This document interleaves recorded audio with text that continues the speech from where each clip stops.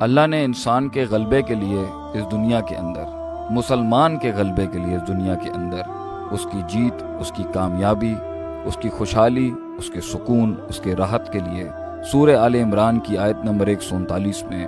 زبردست قانون نازل فرمائے ہیں۔ اللہ فرماتے ہیں وَلَا تَهِنُوا وَلَا تَحْزَنُوا، نہ وہن کرو اور نہ ہی غم کرو، وَأَنْتُمُ الْأَعْلَوْنَ، تم ہی غالب ہوگے، ان کنتم مؤمنین، اگر تم ایمان کے دعوے میں سچے ہو۔ ایمان وہن کو دور کرنا اور حزن کو دور کرنے کا نام ہے۔ وہن سے مراد علماء فرماتے ہیں جسمانی بیماری ہے، اور آپ صلی اللہ علیہ وسلم نے اس کی جو تفسیر کی وہ ہے حب الدنیا و کراہیت الموت، دنیا کی باطل محبت میں ڈوب جانا، اس کی عیش و عشرت میں پڑ جانا،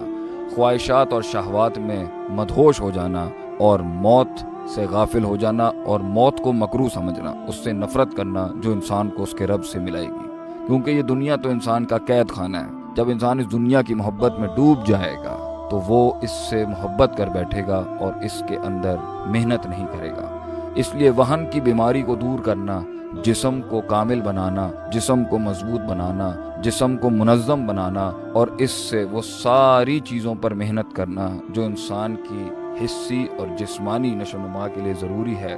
اس کے ایمان کی بقا کے لیے ضروری ہے۔ اور دوسری بیماری جو اللہ نے اس آیت میں ذکر کی، لا تحزنوا، وہ حزن ہے جس کا تعلق انسان کی قلبی کیفیت کے ساتھ ہے، کہ اگر انسان کے دل میں دنیا کا غم اور اس سے جڑا ہوا وہ خوف جو اللہ تعالیٰ قرآن کی بیشتر آیات میں فرماتے ہیں لا خوف علیہم ولا ہم یحزنون، خوف اور غم مل کے جڑا ہوتا ہے، کیونکہ یہ غیر اللہ کا خوف ہے، یہ لوگوں کا خوف ہے، یہ اللہ کا خوف نہیں جو انسان کی خشیت بن جاتا ہے۔ لا تخشوا الناس واخشونی، اللہ فرماتے ہیں لوگوں سے مت ڈرو، اس دنیا کی چھن جانے سے مت ڈرو، اس دنیا کی عزتوں کے زوال سے مت ڈرو، مگر مجھ سے ڈرو۔ جو اللہ سے ڈرتا ہے اللہ اسے دنیا کے اندر سکون، کامیابی، سکینت اور غلبہ دیتا ہے۔